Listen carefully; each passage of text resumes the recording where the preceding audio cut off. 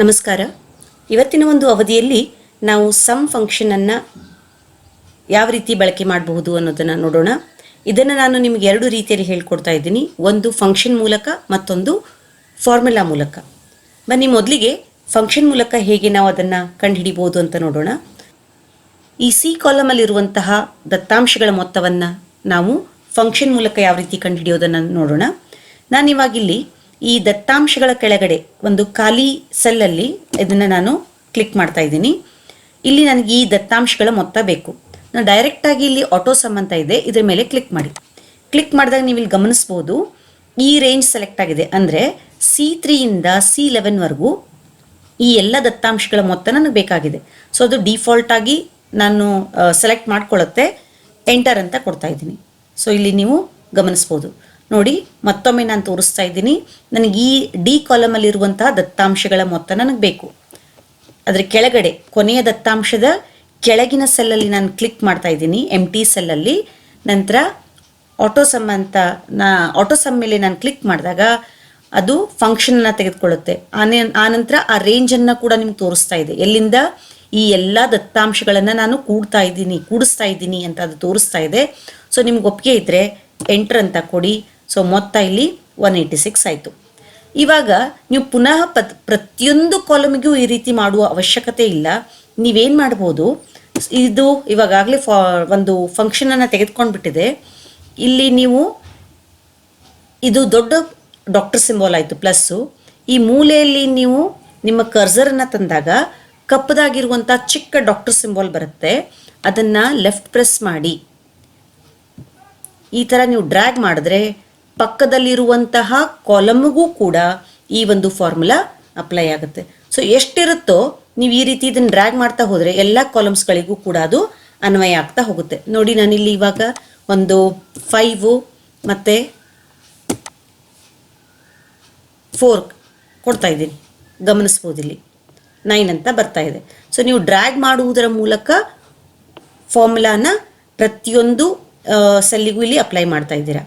ಹಾಗೆಯೇ ಇದು ವರ್ಟಿಕಲ್ ಮೊತ್ತ ಆಯಿತು. ಹಾರಿಜಾಂಟಲ್ ಸಮ್ಮನ್ನು ಕೂಡ ನಾವು ಫೈಂಡ್ ಔಟ್ ಮಾಡ್ಬೋದು. ಸೊ 14 ಪಕ್ಕ ನಾವು ಒಂದು ಸೆಲ್ಲನ್ನು ಚೂಸ್ ಮಾಡೋಣ. ಚೂಸ್ ಮಾಡಿ ನಾನು ಆಟೋ ಸಮ್ ಮೇಲೆ ಕ್ಲಿಕ್ ಮಾಡ್ತಾ ಇದ್ದೀನಿ. ನೋಡಿ, ಈ ರೇಂಜನ್ನು ಅದು ಸೆಲೆಕ್ಟ್ ಮಾಡ್ತು. ಎಂಟರ್ ಅಂತ ಕೊಡ್ತಾ ಇದ್ದೀನಿ.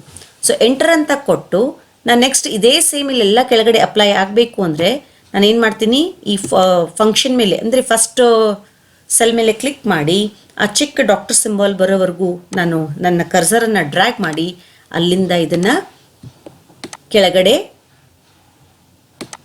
ಡ್ರ್ಯಾಗ್ ಮಾಡಿ. ಸೊ ಈ ರೀತಿ ನೀವು ಡ್ರ್ಯಾಗ್ ಮಾಡಿದಾಗ ಈ ಒಂದು ಫಾರ್ಮುಲಾ ಎಲ್ಲದಕ್ಕೂ ಅಪ್ಲೈ ಆಗುತ್ತೆ. ನೋಡಿ, 20 20 40 + 18 58. ಇದು ಫಂಕ್ಷನ್ ಮೂಲಕ ನಾವು ಮೊತ್ತವನ್ನು ಕಂಡುಹಿಡಿದಿದ್ದೀವಿ.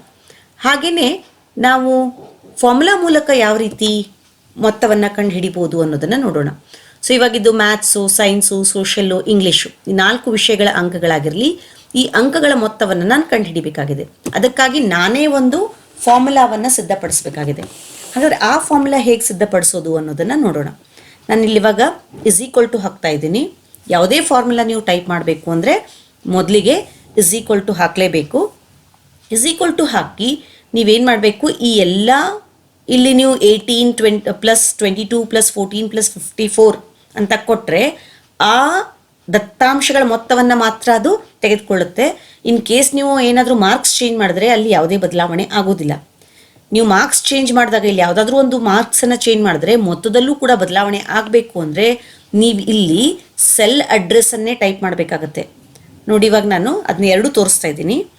18 + 22 + 14 + 54 ಎಂಟರ್ ಅಂತ ಕೊಡ್ತಾ ಇದ್ದೀನಿ. ಸೊ 108 ಆಯಿತು.